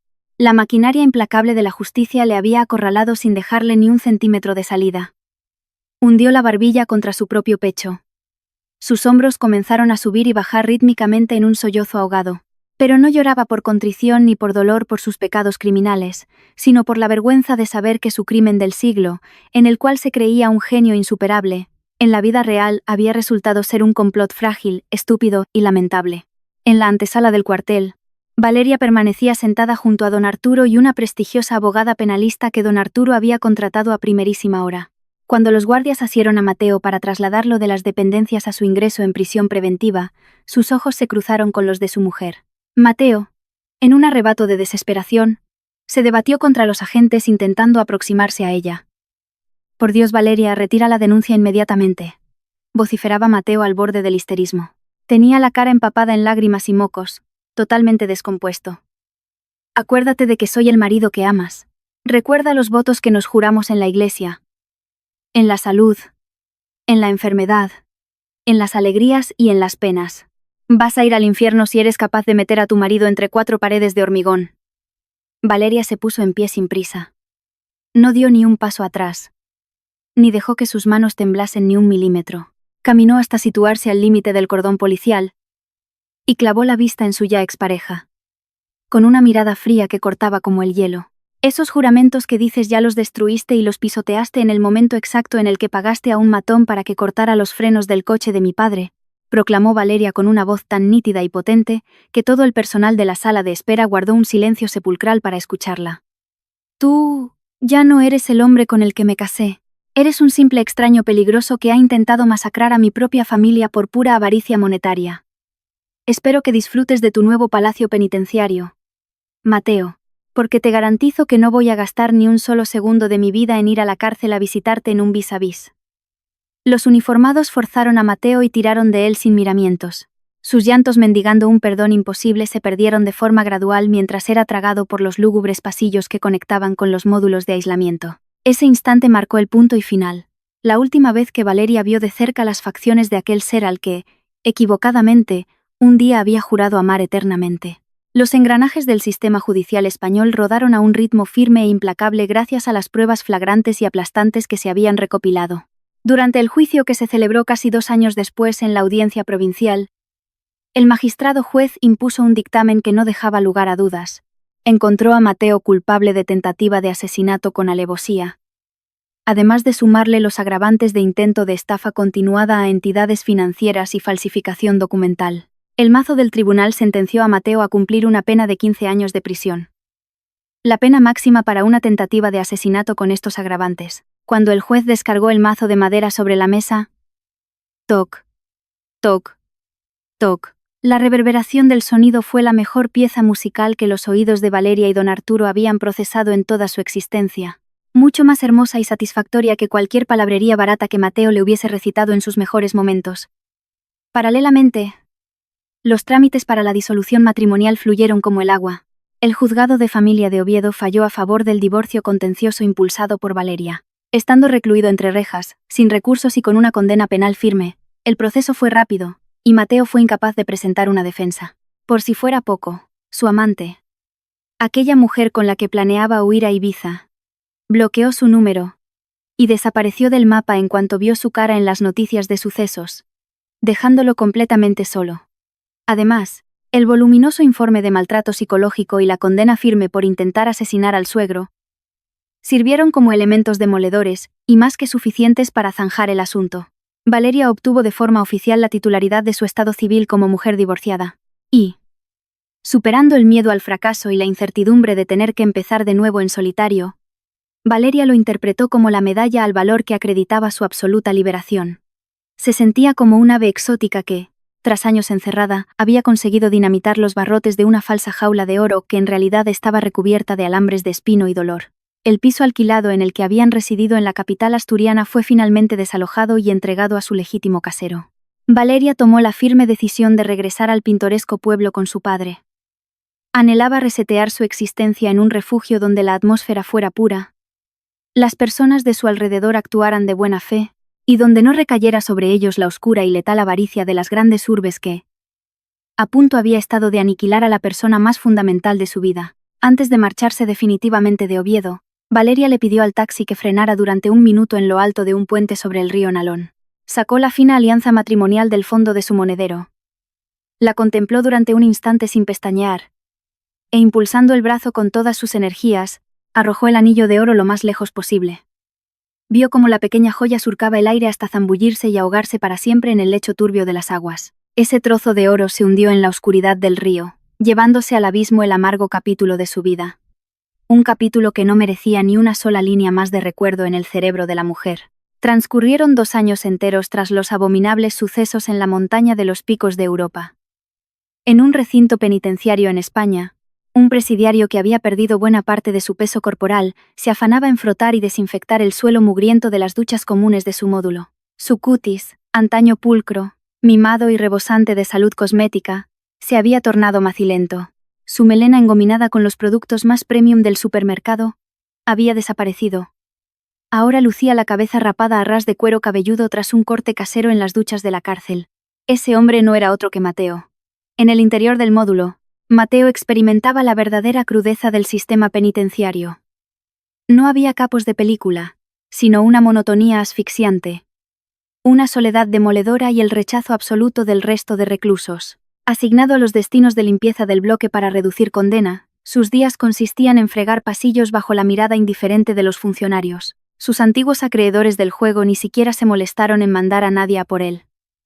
Para el mundo exterior, Mateo ya no era nadie, ni siquiera una deuda que valiera la pena cobrar.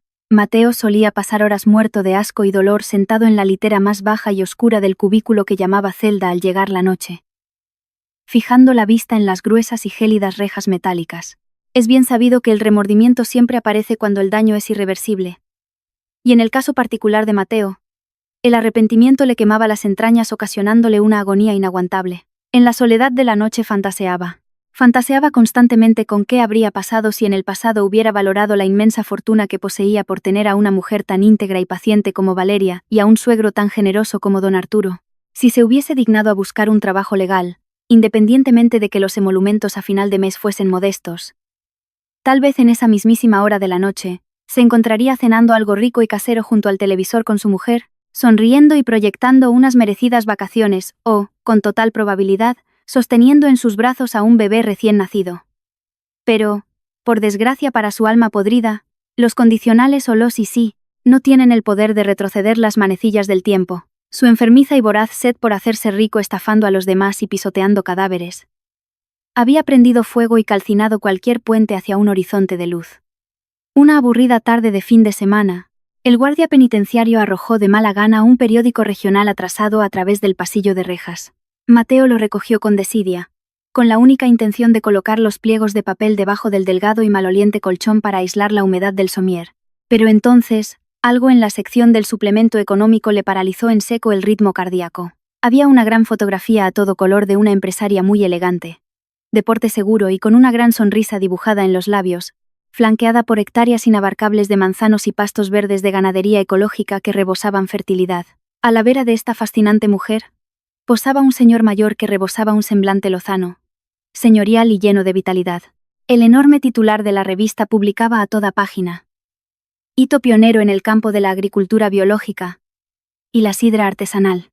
La empresaria Valeria y su empresa rural en Asturias irrumpen con fuerza abriendo nuevas vías para la exportación de productos ecológicos en toda Europa. A Mateo le temblaron las manos mientras se aferraba a los bordes de ese papel impreso. Era Valeria. Efectivamente. Era su esposa. Mejor dicho, la que había sido su legítima mujer. La cara de Valeria reflejada en esa instantánea fotográfica desprendía una juventud renovada que no tenía nada que envidiar a las revistas de moda, exhibiendo un cutis resplandeciente, que dejaba años luz de distancia a la imagen agotada de cuando era su esclava en el pasado. Se habían esfumado de un plumazo las líneas de fatiga, y los ojos permanentemente lacrimosos. Valeria destilaba la inconfundible imagen de una líder de negocios coronada por el triunfo absoluto y la realización personal. Pegado a su hombro derecho, don Arturo se erguía sosteniendo su viejo bastón tallado como si fuese un símbolo de autoridad, riendo frente al objetivo fotográfico rebosante de paternal orgullo. El reportaje periodístico desglosaba con todo lujo de detalles de qué forma Valeria, tomando las riendas y los dominios agrícolas que su padre tenía inoperativos, había logrado implementar una audaz política comercial de vanguardia en la distribución de sidra artesanal y quesos orgánicos premium, impulsando paralelamente la economía y el cooperativismo contratando a vecinas del propio municipio para multiplicar la producción orgánica. El texto mencionaba que la facturación de esta flamante corporación familiar se aproximaba a las altas cifras de varios cientos de miles de euros con carácter bimestral. Unas magnitudes financieras estratosféricas con las que Mateo, a través del fango, el engaño y el submundo de la ludopatía, solo había podido envenenar su cabeza. Unos beneficios multimillonarios que ahora Valeria había cosechado sustentándose únicamente en el pilar inquebrantable del trabajo honrado. Mateo no pudo más y arrugó las hojas de periódico haciendo un puño con la mano. Sus glándulas lacrimales reventaron dejando caer grandes y pesados goterones de agua salada contra las manchas repugnantes de hormigón de su celda. Un sentimiento asfixiante le colapsó las vías respiratorias y la caja torácica. No era ni mucho menos un simple ataque de celos o envidia. Se trataba de una aflicción letal causada por un sentimiento de pérdida astronómico y abrumador. Comprendió amargamente que había arrojado un diamante puro al fango por querer recolectar grava barata de la calle, que había defenestrado a la única aliada capaz de encaminarle a las cumbres del desarrollo humano y material. Única y exclusivamente por su pereza repulsiva por ganarse el pan de manera leal, en ese preciso instante no era más que un trozo de carne esperando la muerte en un correccional, mientras que la mujer a la cual él había vejado, considerándola una esposa que no servía para hacer dinero, hoy surcaba los cielos conquistando horizontes que él nunca iba ni a lograr imaginar. El día a día para estos triunfadores en la España rural fluía desde la humildad, pero con una prosperidad extraordinaria. Valeria había descubierto que ninguna riqueza tangible ni dividendo multimillonario podía superponerse jamás a la plenitud de ver envejecer a su padre con una sonrisa en el rostro.